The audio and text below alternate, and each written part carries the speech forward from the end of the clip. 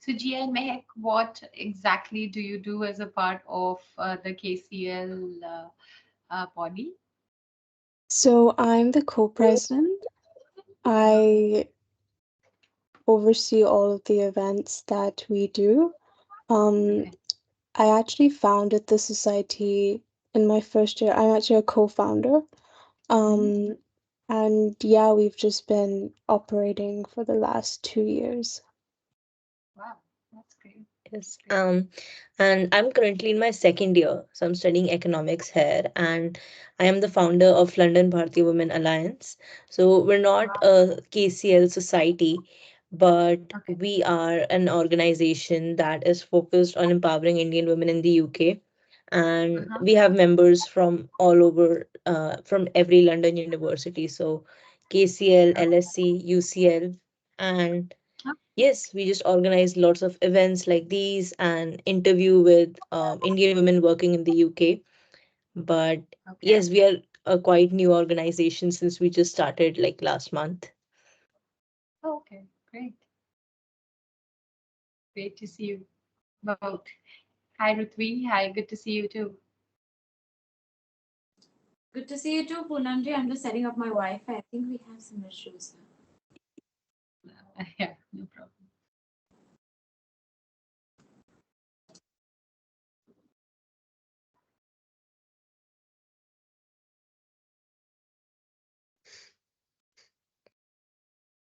Yeah, okay, let's just get started.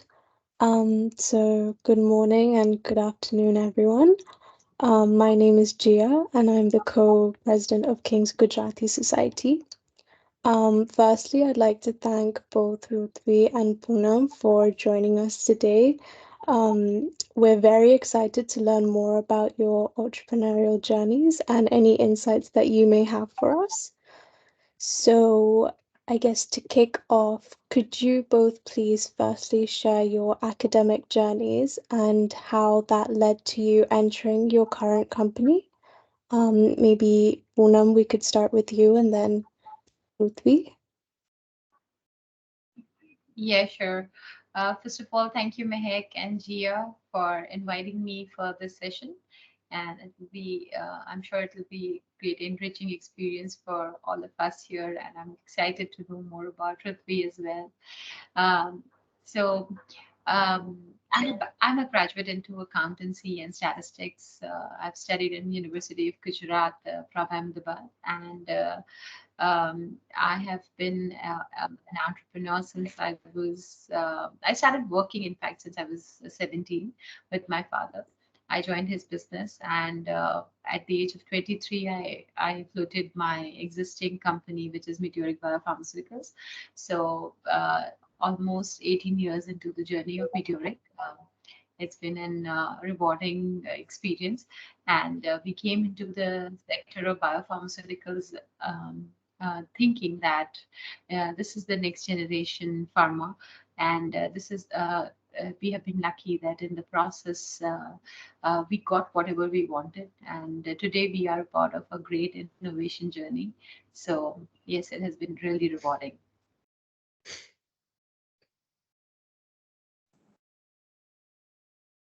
Shall I go next? Yes. All right. I'm Ritvishit. Thank you for the amazing opportunity that you've offered today. I am so happy to be meeting Poonamji. I wish this was an in-person event and all of us could meet and maybe we could interact and celebrate Women's Day all together as well. And I basically moved to London in 2017, and I am a student of University of the London, where I studied media communications. Where from here on, I went to London School of Economics and I did an MSc in Stratcoms. And after that, I was working in London for a bit, and then I moved to India to start a green energy company. It is called Advait Green Energy. And I am also a CMO at Advait Infotech. We are a listed company. It was founded by my father about 15 years ago, and Advait Energy was founded by me. And currently, I'm working on building a climate consultancy as well. So it's unlike Poonamji, I don't have 18 years, but I'm trying my best to do what I can in the last 2 years. And it has been a crazy journey in India, and I just moved back completely in 2021 end. And Here we stand. Thank you to you both for sharing your journey with us. It's so great that we have two founders with such diverse experience, and we're very excited to delve into it. So, could you please share a highlight from your entrepreneurial journey so far? Could be a memorable deal or experience that you've had.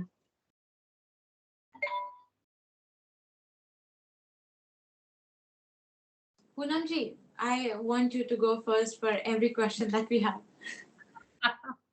Thank you, Rutvi. That is very kind of you. Thank you so much. Okay, so honestly, in an entrepreneurial journey, everything we do and every success that comes our way is actually memorable. But it is it is like choosing between your children that who's your favorite.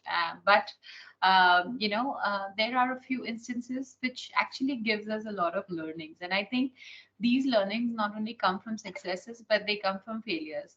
And I think while I have lived my journey as an entrepreneur, I believe that I have remembered more of my failures versus my successes, just because they taught me much more than what my successes do. So today I'll rather talk about my failure and how, that actually um, gave us much more sincerity in life. So in the very early age of when we started Meteoric, and we were still learning about the industry. We were still learning about what are the dynamics of the market.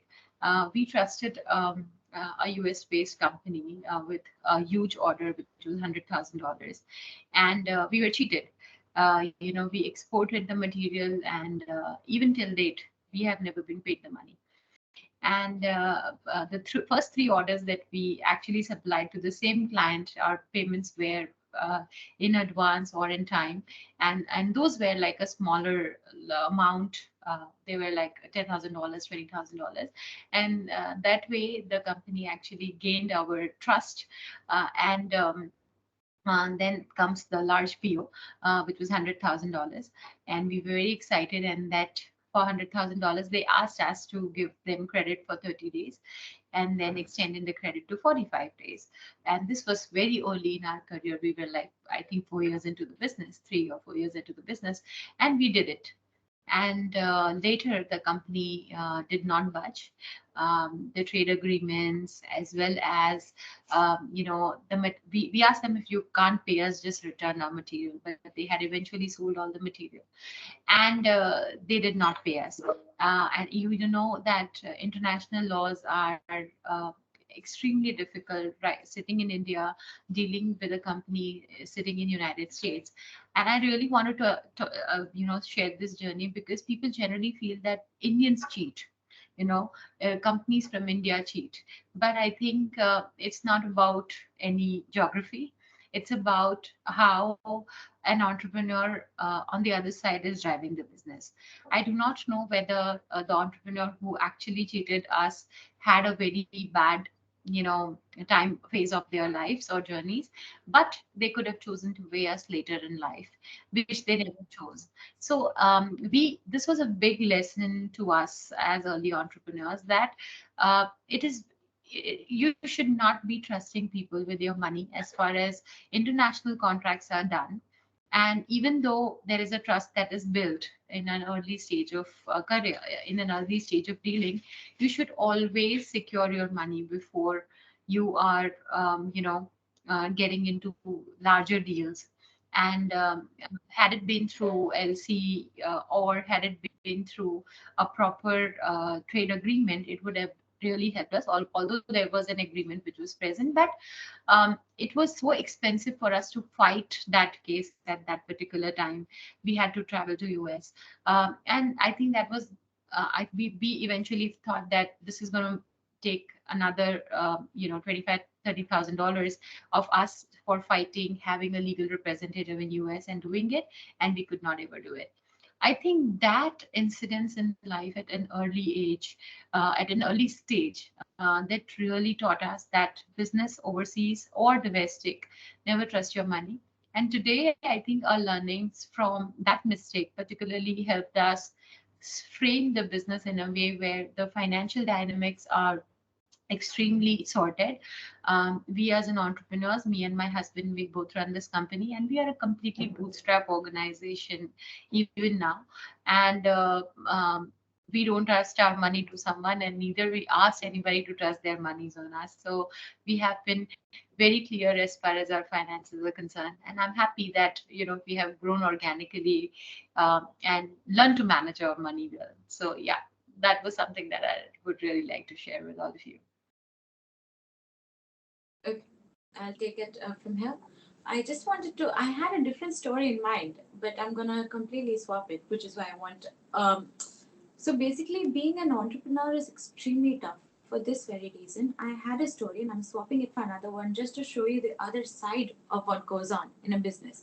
So because this is Gujarati society, I'll bring your focus to this one saying that we have: "Dudh no dajo, thas bhuki na pive." So it's something like someone who's been burned by hot milk will see buttermilk and blow on it before having it because he'll think that this is spoiled milk.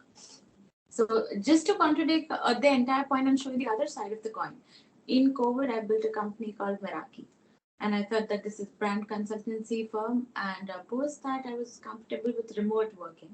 And today at Advait, my social media team, my PR team, my website team, my IT team, my server team, all these teams work under me, and they have 4 to 5 members each.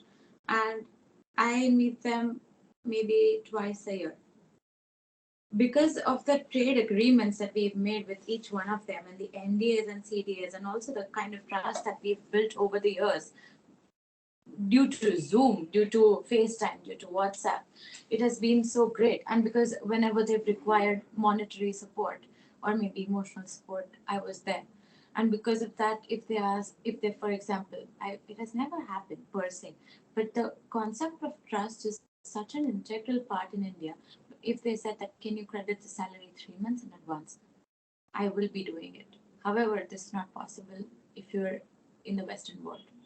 This is just based on trust, and it's completely not on the agreement. But if I am not able to do it, and if I explain that, okay, I'm so sorry, the salary is being 3 days late because this was the issue, the software was down, they would understand. It's not in the contract. And one of the most memorable deals that we have had is maybe a wedding or maybe someone's very intimate function. We've had so many people who celebrated the first 15th, 20th anniversary at Advait. We're part of each of those celebrations. And I think as an entrepreneur, this is my most memorable deal. I completely stand by the view that your personal life and professional life should be separate. But after 6 p.m., we bond as a family. And usually the memorable deals that I've had are because of that. So I just wanted to showcase uh, two different sides of the same coin. And as important it is to be cautious of the money, it is so important that you develop that amount of trust, but over time, not that easily.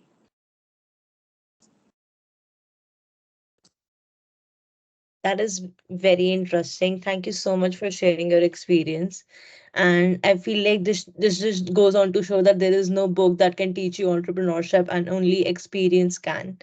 With that in mind, we would like to delve into your daily life as an entrepreneur. So could you please share your daily routine?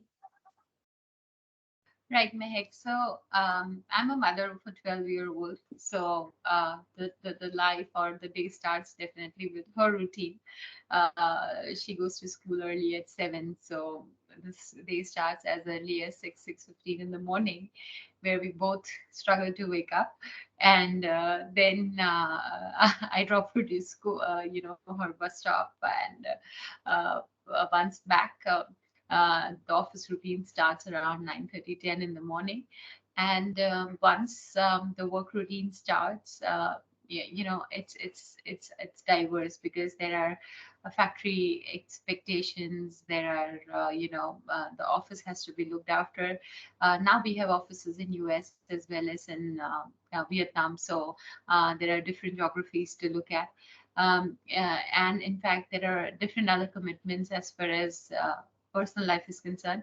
The only thing that I miss not doing in the entire day's workout, which has to be an integral part of our life. But generally, we tend to ignore that, and this is something I don't like about my routine. But yeah, it's difficult. I try to achieve it at least 3 times in a week or 4 times in a week, but gets really difficult. But one thing that I make sure of all my 5 or 6 working days in a week, that I meet my people regularly. Like all the teams who report to me, I meet them very regularly. Every day I have 4 to 5 in-house meetings. In-house in the sense that people who are working with us as team members. That is very important for 2 reasons. One is the teams that are working with us are our face in the market, and they should be equally confident and give, given equal chances to tell us as to what they feel about how we are perceived in the market. We are a completely B2B company. So, what other organizations think of us? What other organizations think of our product line? How competitive we are? What is the data analysis? This is something that we explore every day, every time that we meet. We make sure that we are meeting the branding teams, the PR teams.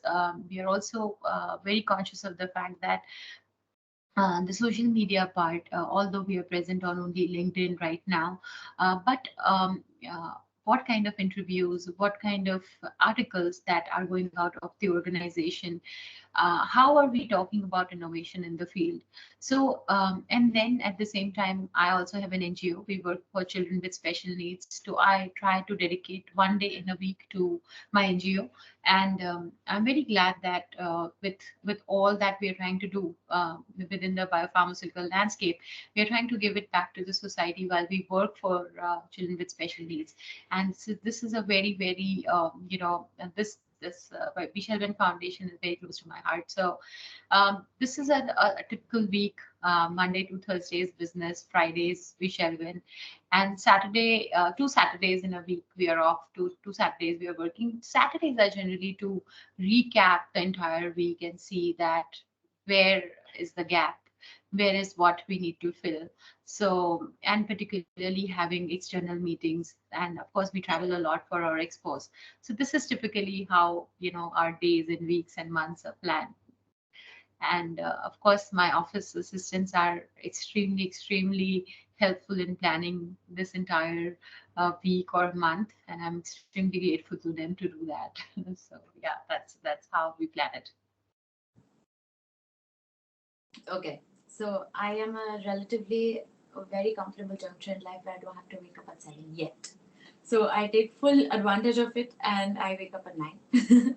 And then the first 1 hour goes in planning the day and scheduling meetings. I'm usually working from my bed and I am deeply apologetic about that to my dad. But my first 1 hour, I'm just scheduling meetings. I'm just making sure everything is in order.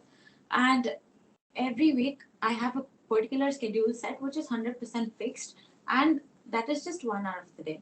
However, the other 8 hours that I work are completely variable. However, I need it planned in the morning. It's not completely fixed as well, it's not completely loose as well. But the only thing that's different between Poonamji and mine is my 8 p.m. to 10 p.m. or maybe 8 to 12 a.m. is completely social. I usually go for media screenings, I go for film screenings, there are some or the other parties, which is, of course, networking. And it comes back to everyone who comes to the party, it's usually networking as well. Or it's a get together with a couple of friends. And I do realize that this can't go on for long, but I'm trying to make the most of the age that this beautiful age that I can work maybe a little bit more than I would maybe at 28 or 29. So I'm trying to make utmost use of that. One thing that I particularly like, and I would like other people to also incorporate in their life, is every Friday we have this thing called CC time. It's called constructive criticism, and every one team that I have, I sit with them and they tell bad things about each other. However, every bad thing has to be followed up with how can you make it better. So no one's just allowed to give a complaint. For example, if there's a change which is pending on the website, they can't just point out and say, Acha, this is not good. You have to say, Acha, this is not good, but this is how you can make it better. And that's something that has really been very helpful, because when it's a website, it's really simple. But when it's a way in which you can approach a tender, it really helps a lot. For example, someone would come and say, Acha, I saw the way you spoke to this client, go easy on them, or something like that. And it's been very helpful. Every Saturdays in my entire office, we're about 75 people. We have this thing called Grateful Saturdays. And everyone has to post an anonymous chit mentioning why they are grateful for whom and what do they like. Just a simple compliment, but they have to fold it and put it on my desk. So end of the day, I read it out aloud, and it's a very, very hilarious affair because everyone loves Bollywood here. So most of it is meme based as well. And people are allowed to mention memes, no one has to feel bad. But usually what happens is they say such minimal things, such amazing, intricate things that it makes someone's entire month better. So everyone's allowed only four chits, and we're 75 people. So on an average, one person would review maybe one or two. And when you come to the office, everyone has those chits pasted on the desk because that little bit of appreciation counts for a very long time. That is one thing that I would like to share. And Saturdays and Sundays, basically, I don't have a differentiation as of now, except the fact that on Sundays I wake up at 12 and then I'm again working. It's the same schedule, but I think maybe 2 years later it will change. However, I'm completely aware that as an entrepreneur, if some client wants to say that, hey, do you want to do an informal meeting at maybe 4 on Sunday? I wouldn't say no.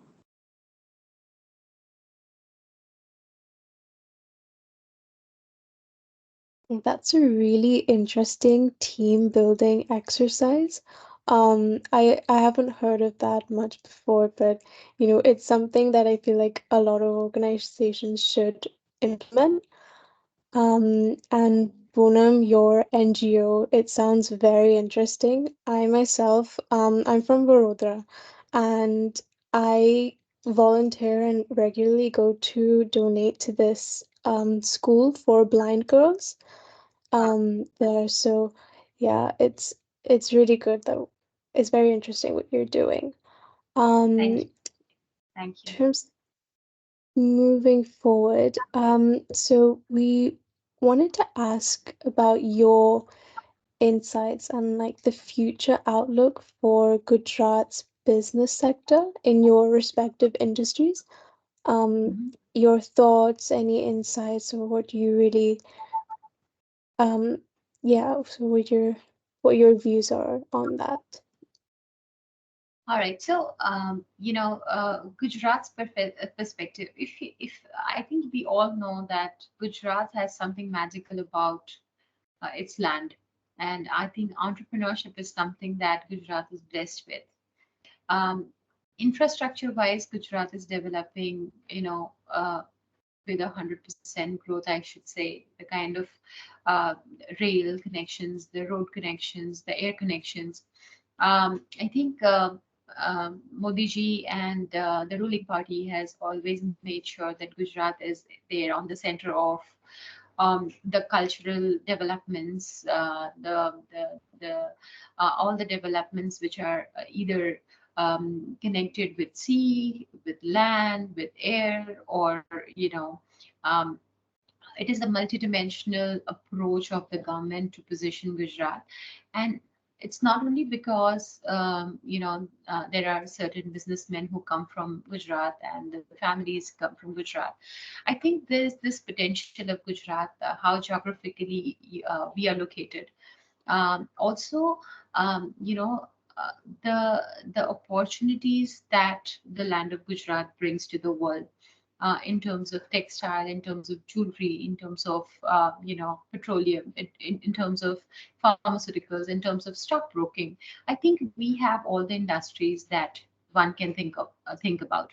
Now, when you talk about the growth of Gujarat, I think I cannot predict the growth of Gujarat in numbers, but I think the historical growth of Gujarat can talk about itself. Today, I have lived in Gujarat for decades. I'm born and brought up in Ahmedabad.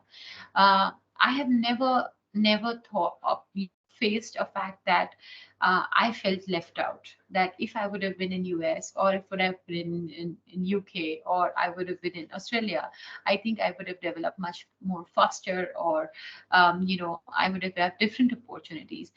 Certain times, the odds that we face in India is something that is very important for us to grow. So, although I'm not able to give any numbers to the growth of Gujarat in terms of like a total business growing in Gujarat, but I'll definitely take you through the numbers which is projected for the biopharma industry. So the biopharma industry is approximately valued at $250 billion, and it is projected to go to $500 billion by 2010, 2026. And we are growing at a CAGR of around 12.5% globally. And in India, we are growing at the CAGR of 25%. So that makes it a huge opportunity for Indian students to join the sector as entrepreneurs, or while they're looking at jobs into the biopharmaceutical sector. Also, it is very important for the entire country as well as the world to know that Gujarat has always been a hub of manufacturing pharmaceuticals and exporting pharmaceuticals to African countries as well as other Asian countries. But today, Gujarat has a huge advantage of price point, where we are not only commended by the capacity that we supply, but also the quality that we supply. So this is, I think, the growth of the pharmaceutical sector. Secondly, now the entire world knows that we are all moving towards OTC products versus how are we treating ourselves with pharmaceutical medicine. So over-the-counter drugs and supplements is a huge market in Gujarat. And now companies like us who are giving replacement products from going preventive to from going therapeutic to preventive, I think it's a huge opportunity for the new generation to look up to this side of business. And I'm sure that not only Gujarat but India as a whole is a tremendous opportunity, because the numbers that I give you are extremely promising. With that, I would also like to take you to the final statistic that I would, bring out to that the global biopharmaceutical market size is close to 1.27 trillion, and this was in 2020. And this is expected to grow at the CAGR of 8.3% by 2028, which again tells us that it is a tremendous growth opportunity, not only in the sector, but as a complete biopharmaceutical landscape. So yeah.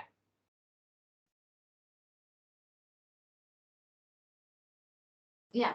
So when I moved back from London, a lot of people, my grandparents including, were shocked. They were like, "Who leaves a job and comes back?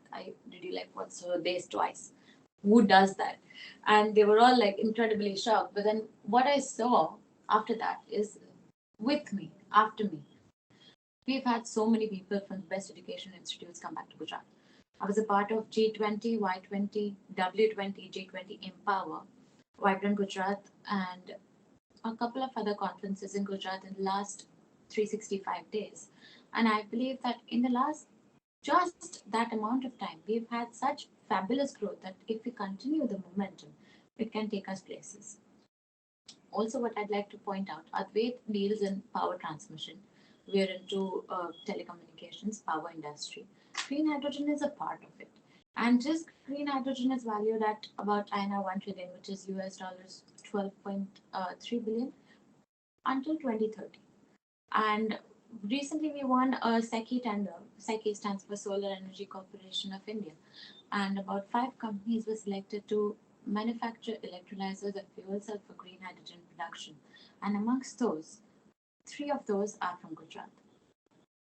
And we're all working in consortium, and it's a very basic thing. I think all of us have grown up and we've seen that Gujarati was made fun of in the beginning of Bollywood movies.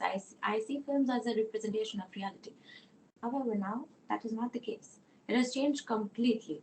And when we signed an MOU with the Gujarat government at the Vibrant Gujarat 2024 earlier this year, In that same room, within 1 hour, we signed MOUs worth 17,500 crore in that 1 hour, and that just goes on to show how amazing this land has been, especially with the best talents coming back to India with the best of education from abroad, bringing the best of the world and well-traveled audience. So I believe that we are breaking the stigma, as Poonamji said. The difference has been so stark, and it's also because the education has increased, but it's also people want to work in consortium. People don't want to work individually. Everyone wants to grow together, and that feeling has been here since 2002. But I think now this time where it's actually taking place, and it's a wonderful time to be here. Definitely. Thank you so much for sharing that. And I feel like the two main takeaways that I took from this discussion as a non-Gujarati person, as someone who grew up in Delhi, is that Gujarat is a growing hub for all the entrepreneurs and in all types of industries, textile to biopharma to clean energy. And it's great to see how both the industries, if we talk about biopharma and clean energy, they have such great growth prospects, not just in India, but all over the world. So thank you for sharing your insights.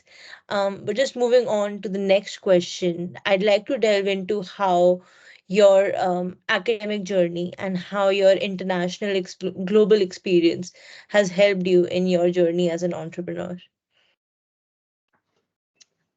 So, it is very important as a business person to expose yourself. And when I talk about exposure, it is all sort of exposure. It is diverse industry exposure. It is the domestic exposure that you do within your country. India is a very very diverse economy, as we all know. Um, when you step out of your state or your city, you can see that there are lots of various different patterns of different patterns that people have in different parts of India itself. So I think India itself is a huge, landscape which will teach you how to do business. A businessman sitting in Delhi is very different from a businessman sitting in Kerala. And I think when I started traveling at a very young age with my father, and I used to see as to how business people interact, what is their strengths, and that was, I think, the major push, which also told me that, yeah, I also want to be a business person going forward. And uh, it was a multi-sectoral exposure that I got at a very young age. Later on with Meteoric, when we started traveling, that was not only to get business, but also to explore and see how is the world approaching this particular industry. Um, for me, because this is my product, my company, I would always think positive about the growth story. But there can be a different story that one particular geography or one particular country is looking it as. And it is very important to understand the critics, like Ruthvi said, that they have this CC session. So it is very important for us to know that what is the global market talking about, not in the favor of the industry, and why do they feel that this may not work. Once you get the understanding about what are the global perspectives in your product segment, or your in your business segment, you would always plan in a way that how are you going to connect yourself going forward, how are you going to connect to the industry going forward, what are the steps that you will be taking to make your company global. So when we started traveling at a very young age, just to, and we start honestly, when we started traveling, it was not for getting business. It was just to see what is the world market doing, and with all your eyes and ears open. It was just a learning experience. It was not for the business opportunity, not for any kind of business connects, but it was just to see that what is the world doing. And then that converted into business opportunities for us. And then like today we exhibit to almost seven different countries every year. And when we go there with our product line, we see that how is the world accepting us, what are the regulations in different markets that they want us to comply when we go to their market. Gradually, with whatever learning we had, now we export to close to 90 countries. And this global exposure led us to, make ourselves confident enough to comply ourselves regulatory wise for any particular geography or any particular country of the world. So I think that global exposure is very, very important. You must definitely get out of your comfort zone and explore as to what the world has in store for you. That will give you a futuristic perspective of growing your business. So yes, that is my outlook on this. I'll keep it short and simple. I believe that the best thing that London taught me is to break my biases in terms of appearance, in terms of knowing a background, in terms of everything. I think the only thing that I can say is the breaking of biases was extreme when I was in London. Second thing is networking. I have networked like anything at my time, and I believe that that is a skill that is still not as explored in India. And the third most important thing is just like how the British came and took the best from India 200 years ago. I believe that we should do it too. And the best that they have to offer is a meticulous planning, a lot of paperwork, a lot of planning in terms of putting your visions on paper, and a lot of financial precision. I believe that that is still lacking in India because we've always been a country where we speak orally, and that is passed through generations, which is why we lost a great deal of education and scholarships. I believe that everything needs to be written on paper, just as the West does it, and I think the best of the both can lead us to better horizons.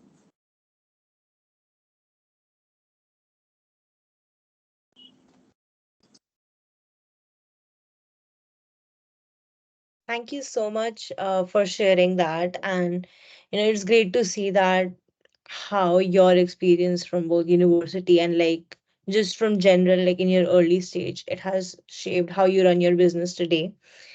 And which brings me to my next question, which is what advice would you give to the members who are on call today, who are, for example, female students at KCL, who or just women who are looking to start their own business?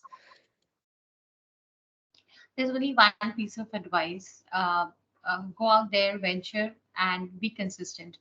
Until unless you are opening yourself to venture into different experiences, or you have that courage to fail, uh, you will not even lead yourself anywhere. And being consistent is very, very important. One failure, two failures, even a dozen failures should not hold you back from experimenting or wanting to grow. If you are convinced that you want to be an entrepreneur, I think these two are the very important traits. Um, One tip that I'd like to give to fellow women and also people from all other genders is that whenever you start a new company, I think it is important that in your mind you form a board of directors. I'm not saying listen to everyone on that board, but having a variety of people give you an opinion about this is how you should be doing it better is extremely important.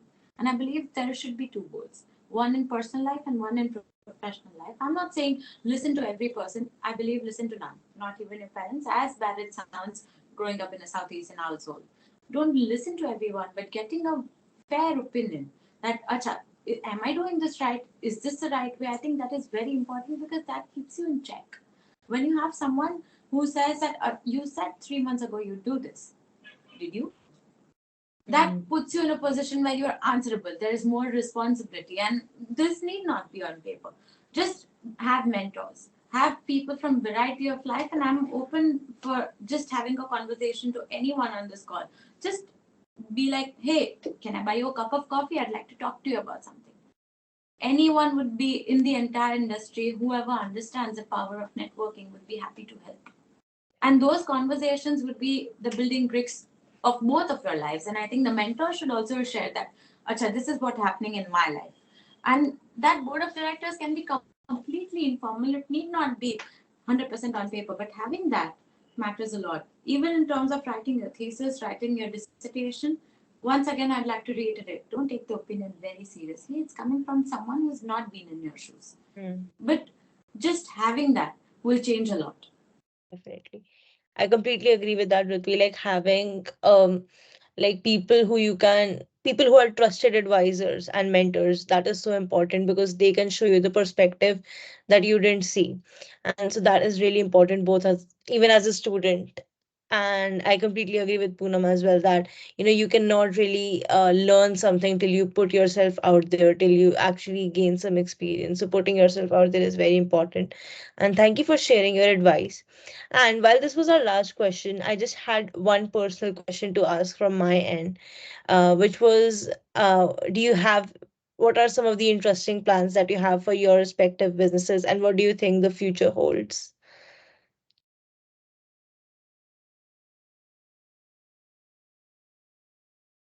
I think you're muted.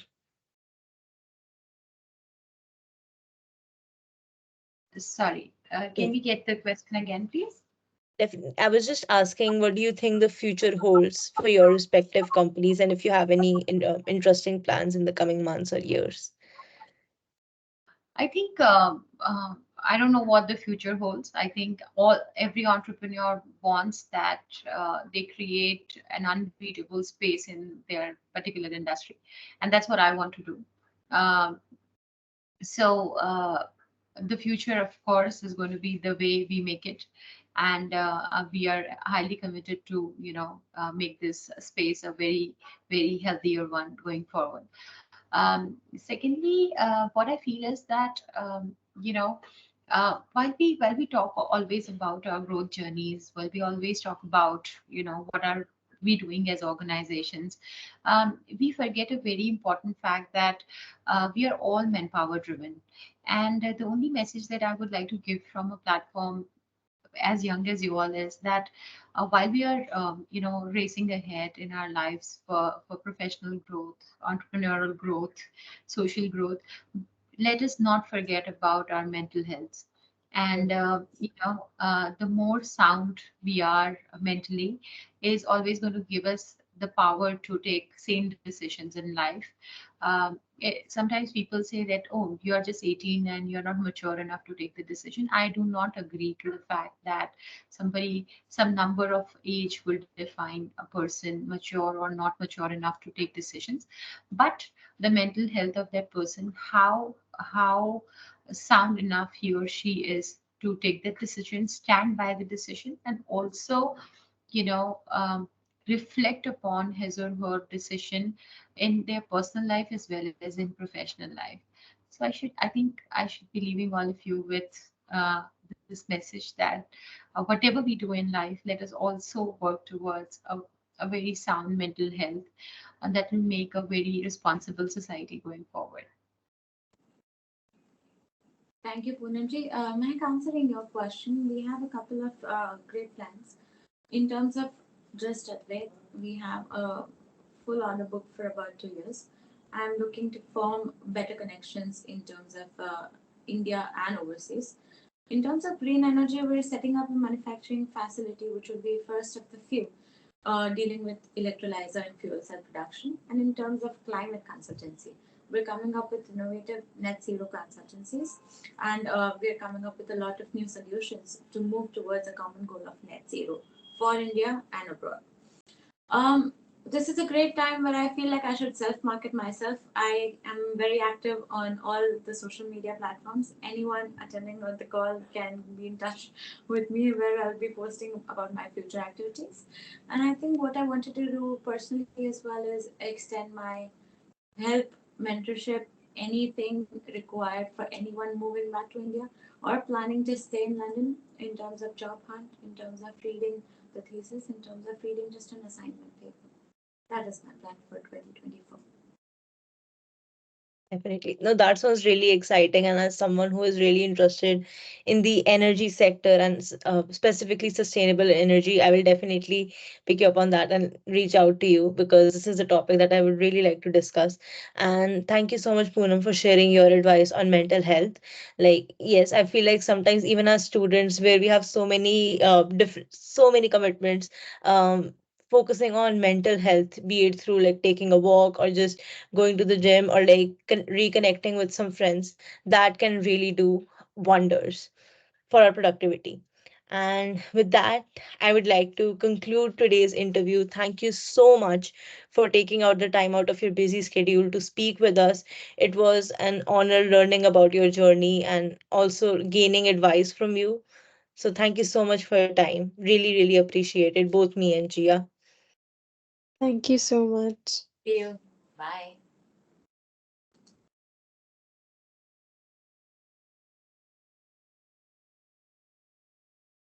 Okay, so but we will be uploading just to our members. Thank you so much for joining. We hope you enjoyed this event, and we will be uploading key takeaways from this panel discussion and also a recording on our YouTube channel if you want to go through some sections again.